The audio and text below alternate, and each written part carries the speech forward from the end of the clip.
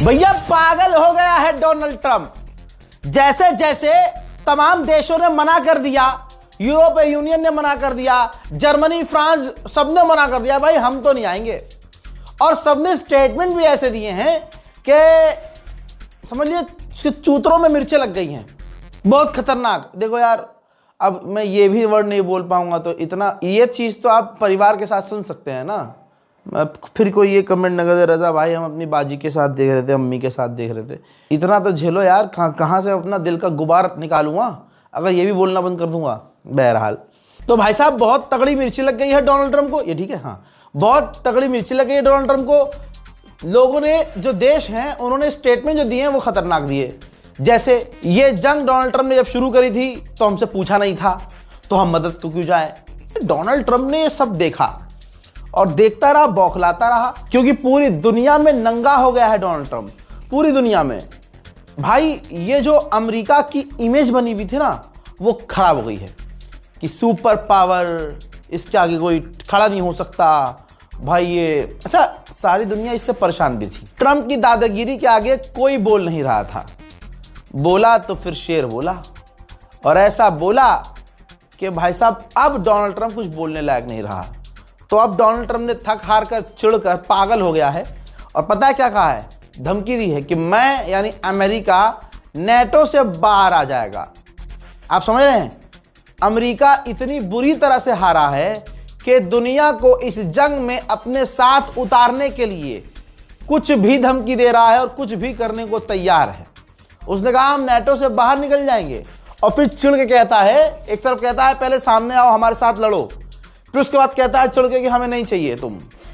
जब देखता कोई मदद के लिए नहीं आ रहा है तो हाँ, ट्रंप ने कहा कि हमें किसी की मदद नहीं चाहिए। अब फिर कहता है कि हम नेटो से बाहर हो जाएंगे। पूरी तरह से बौखला गया है ट्रंप। मेरे दोस्तों पीछे ट्वीट लगा दिया है मैंने। डोनाल्ड ट्रंप ने थक हार कर लंबा पोस्ट किया और कहा झेप मिटाते हुए कि ये तो एक सिर्फ टेस्ट था, हम तो जांच कर रहे थे, देख रहे थे कि नेटो हमारी मदद करता है, ये देश हमारी मदद करते हैं कि नहीं। हमने इन नेटो में पैसा लगाया, लेकिन आज इन्होंने साथ देने से इनकार कर दिया। हमें जरूरत नहीं है किसी की, हम सुपर पावर हैं। जो ईरान निकाल रहा है इनका सुपर पावर। बहरहाल बुरी हालत है भाई डोनाल्ड ट्रंप की। मैं अंडुओं से गुजारिश करूंगा कि भारी मात्रा में जो है सड़क पर आर रोना करें। आर रोना समझते हो ना, आर रोना, वो हिंदी अपशब्द मैं बोल नहीं सकता, जनता समझ गई है। सड़क पर आर रोना करो, तस्वीर लेकर दीवार में सर मारो अपना। तुम्हारे भगवान कुत्ते की तरह, डोनाल्ड ट्रंप कुत्ते की तरह हार रहे हैं। यहाँ तक कि अमेरिका के टॉप ऑफिशियल डोनाल्ड ट्रंप के मुंह में गौ गौप करके जा रहे हैं कि हम तो रिजाइन दे रहे हैं। डोनाल्ड ट्रंप ने स्पेशली अब ये बार बार शुरू कर दिया है बोलना कि नेटो ने बहुत बड़ी गलती की है, ये एक हमारा टेस्ट था, वो टेस्ट में फेल हो गए हैं, इसका खामियाजा उन्हें आगे भुगतना होगा। एक्सपर्ट कह रहे हैं कि अभी भी ये तरीका डोनाल्ड ट्रंप का नेटो को डराने के लिए है, ताकि कोई देश डर जाए और आ जाए इनकी मदद के लिए। और मदद के लिए जब आएगा तो अमेरिका कहेगा कि भैया आप आगे रहिए, हम पीछे पीछे ध्यान रख रहे हैं सबका।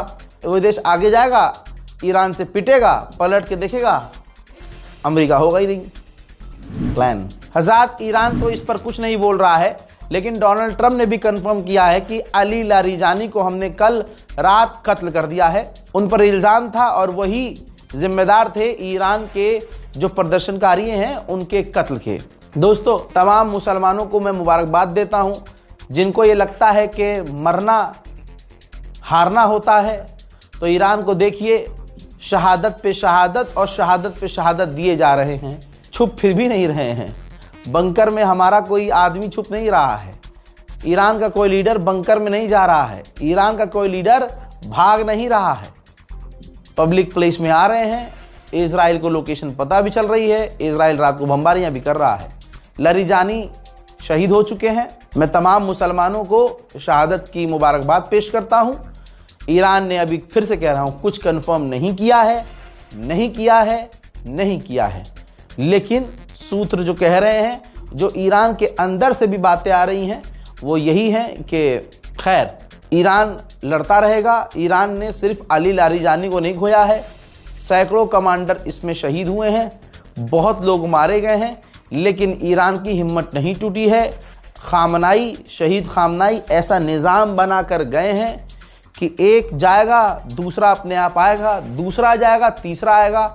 अमेरिका मारते मारते थक जाएगा, लेकिन ईरान के लोग कुर्बानी देने से नहीं थकेंगे और ईरान का निज़ाम नहीं टूटेगा इंशाअल्लाह। उधर ये बौखलाया हुआ गुलाबी सुअर डोनाल्ड ट्रंप, ये इमैनुअल मैक्रोन से भी चिढ़ गया क्योंकि फ्रांस से इन्होंने मदद मांगी थी। अब जब फ्रांस ने मदद देने से घुमा फिरा दिया, नहीं भेज रहा है, तो अब डोनाल्ड ट्रंप ने अपने दफ्तर में इंटरव्यू में कहा है कि इमैनुअल मैक्रोन बहुत जल्द जाने वाला है, यानी इमैनुअल मैक्रोन चुनाव हारने वाला है। उधर डोनाल्ड ट्रंप ने कहा कि हम जब चाहे ईरान की इलेक्ट्रिसिटी को तबाह कर सकते हैं, हम जब चाहे ईरान को पूरी तरह से मिटा सकते हैं। ईरान का हमने इतना नुकसान कर दिया है कि 10 साल उसको दोबारा वैसा बनने में लगेगा जैसा वो पहले था। हम जब वहाँ से चाहे निकल सकते हैं, लेकिन हम निकलेंगे नहीं, अभी हम लड़ेंगे। तो दुआ कीजिए दोस्तों कि इस जंग में पूरी तरह से, जिस तरह से जलील हुआ है डोनाल्ड ट्रंप, इसी तरह से दुनिया के सामने ये गिड़गिड़ा कर भीख मांगे कि बस जंग बंद कर दो और ईरान आखिर तक इसे पीटता रहे। दोस्तों आप सोचिए, अमेरिका के सबसे टॉप काउंटर टेररिज्म का हेड, जो काउंटर टेररिज्म की पूरी एक टीम बनाई गई थी, उसके हेड ने कहा कि ईरान से हमें कोई खतरा नहीं था, ये जंग इजराइल के कहने पर शुरू की है और ये गलत है, मैं लिहाजा रिजाइन दे रहा हूं। ऐसे उन्होंने बहुत सारी बातें कही। डोनाल्ड ट्रंप ने उस पर कहा है कि हाँ बहुत अच्छा किया कि उसने रिजाइन दे दिया क्योंकि वो कमजोर था। हजरात, सच बोलना, सच को एक्सेप्ट करना कमजोरी नहीं कहलाता है। ये जो घमंड डोनाल्ड ट्रंप का है वो टूट रहा है और इंशाअल्लाह आपकी दुआ रही तो टूटेगा। डोनाल्ड ट्रंप भी इसी तरह से रोएगा। तुर्की के राष्ट्रपति भी अब इसकी तमाम पॉलिसी समझ चुके हैं इजराइल की। तुर्की के राष्ट्रपति ने कहा कि सारी दुनिया जानती है कि इजराइल ने पहले फिलिस्तीन पर हमला किया, गाजा पर हमला किया, कब्जा किया, फिर लेबनान पर उसने हमला किया, सीरिया पर उसने हमला किया, अलग अलग जगहों पर उसने हमला, अब वो ईरान पर हमला कर रहा है। दुनिया को ये पता है कि इजराइल की नज़र में कुछ भी नहीं है। इजराइल की नज़र में सिर्फ प्रॉमिसिंग लैंड है, जो उसको लगता है कि ऊपर वाले ने प्रॉमिस किया है, वो बस ज़मीन कब्जाना चाहता है। उसकी नज़र में सिक्योरिटी कुछ नहीं है कि भैया सिक्योरिटी होनी चाहिए, इलाके में शांति होनी चाहिए, वो सिर्फ ज़मीन चाहता है। तुर्की के विदेश मंत्री ने कहा कि इजराइल जो धोखे से पॉलिटिकल असैसिनेशन कर रहा है, धोखे से जो ईरानी लीडरों को मार रहा है, ये इंटरनेशनल लॉ का उल्लंघन है, ये सरासर गलत है। जर्मनी की टोन पूरी तरह से हजरात चेंज हो गई। ये मेरे लिए तो मौजज़ा है, मेरे लिए तो मौजज़ा है भाई। जर्मनी कभी भी इस तरह की बात, मतलब जर्मनी कभी भी अमेरिका कितना भी कुछ कर दे, अमेरिका के खिलाफ नहीं चलता था। लेकिन देखिए जर्मनी की विदेश मंत्री ने क्या कहा। जर्मनी के विदेश मंत्री ने कहा कि ईरान में तबाही हो, बर्बादी हो, ये जर्मनी के इंटरेस्ट में नहीं है और ईरान की रिजीम पावर के जरिए चेंज करवाना ये किसी भी हालत में मुमकिन नहीं है। अब तो बिल्कुल मुमकिन नहीं है भैया। फ्रांस के राष्ट्रपति यानी फ्रांस पूरी तरह से मोमिनीन पीछे हट गया है। मोहतरम हजरात, ये ईरान की बहुत बड़ी स्ट्रेटेजिक जीत है, खुद सामने आया है इमैनुअल मैक्रोन। हजरात, ये बयान मेरी नजर में इस पूरी जंग में सबसे बड़ा है, वो भी फ्रांस का। फ्रांस कोई छोटा मोटा और कमजोर मुल्क नहीं है। फ्रांस के राष्ट्रपति ने कहा और अमेरिका के मुंह पे जोरदार तमाचा जड़ते हुए सीधा सीधा कह दिया कि ये जंग हमारी नहीं है, ये जंग अमेरिका ने शुरू की है, हमारे इंटरेस्ट की नहीं है। तो हम स्ट्रेट ऑफ हुर्मुज को खोलने के लिए अपने बल ताकत का प्रयोग नहीं करेंगे, ना हम कभी, ये वर्ड यूज किया है, नेवर, कभी हम स्ट्रेट ऑफ हुर्मुज को खुलवाने के लिए नहीं जाएंगे कभी। हाँ, हम एस्कॉर्ट करेंगे अपने जहाजों को, जंग खत्म होने के बाद जब स्ट्रेट ऑफ हुर्मुज नॉर्मल हो जाएगा तब हम अपने जहाजों को एस्कॉर्ट करेंगे। इस जंग में फ्रांस बिल्कुल नहीं कूदेगा क्योंकि फ्रांस का इसमें कोई रोल नहीं है। डोनाल्ड ट्रंप ऐसे ही पागल नहीं हुआ मेरे दोस्तों। अमेरिका ब्रिटेन के एयरबेस का इस्तेमाल कर रहा है ईरान पर हमला करने के लिए पूरी तरह से। यह बात आपको मैंने 11-12 दिन पहले बता दी थी, है ना, बता दी थी ना। अब भाई साहब ब्रिटेन ने जांच का ऐलान कर दिया है। ब्रिटेन ने कहा है, मतलब जांच करने के लिए इसलिए आदेश दिया है कि भैया हमने तो चुपके से अमेरिका को अलाउ किया था। ये बात पब्लिक डोमेन में कैसे आ गई, ये दुनिया को पता कैसे चल गई? जी हाँ, हमने बताया था सबसे पहले उखाड़ ले क्या उखाड़ेगा। अरे हमने बताया था उखाड़ क्या उखाड़ेगा, सुअर। मुसलमान चारों तरफ से क्यों पिट रहा है, मुसलमान की हालत कुत्ते जैसी क्यों है? इस वजह से एक मुस्लिम देश अल्बानिया, उसने जहां तमाम नॉन मुस्लिम देश ईरान के खिलाफ नहीं बोल रहे हैं, अल्बानिया ने डोनाल्ड ट्रंप का चूतड़ चाटने के लिए क्या किया? अल्बानिया ने ईरान को स्टेट स्पॉन्सर्ड टेररिज्म के लिस्ट पर डाल दिया है, एक ऐसा देश जो टेररिज्म को सपोर्ट करता हो। यह मुस्लिम देश है अल्बानिया। अब अल्बानिया के बारे में आप क्या कहना चाहते हैं कमेंट में लिख दीजिएगा। यह हालात है मुस्लिम देशों की। उधर जब ईरान से तमाम बात करने के बाद, चाटने के बाद मोदी को रास्ता सेफ पैसेज भारत के जहाजों का नहीं मिला, थूक के चाटने के बाद भी, तमाम ताकत लगाने के बाद तमाम, और जलील तो खूब मोदी जी भी हुए, क्योंकि इनके ही झूठ की वजह से तो जलील हो रहे हैं। क्या कहानी बनाई गई थी, क्या दिखाया गया था कि मोदी जी एक कॉल करेंगे जंग रुक जाएगी। मोदी जी 10 कॉल करते रहे, कद्दू रुकी जंग। परमिशन भी भारत के मुसलमानों की वजह से मिली, भारत के लोगों की वजह से मिली, जो भारत के लोगों ने ईरान के सुप्रीम लीडर के मारे जाने का शोक व्यक्त किया, सड़कों पर उतरे, दुख जताया, मीडिया, सोशल मीडिया के जरिए ईरान का सपोर्ट किया। तो भारत के लोगों का शुक्रिया अदा किया ईरान ने मोदी का शुक्रिया अदा नहीं किया, अमित शाह का शुक्रिया अदा नहीं किया। तमाम स्टेटमेंट सुन लेना जाके, ठीक। और मैं तो खुद ईरानी विदेश मंत्री से मिलकर और तमाम अंदर की बातें करके आया हूं। ऐसी अभी 2 बातें और रह गई हैं। मैंने पहले भी कहा था कि बहुत सारी बातें हैं जो मैं बोल नहीं सकता, अभी 2 बातें और हैं जो होनी है, तब आपको पता चलेगा कि अच्छा ऐसा भी है, मैं बता नहीं सकता, इंतजार कीजिए। तो जब मोदी ने देख लिया कि यहां तो अपनी दाल गल नहीं रही है, तो यूएई को फोन किया। ये देखिए, यूएई शेख मोहम्मद बिन जायद अल नहयान से बात की है, दुख जताया है कि वहाँ जो हमले हो रहे हैं यूएई पर, ये सरासर गलत है।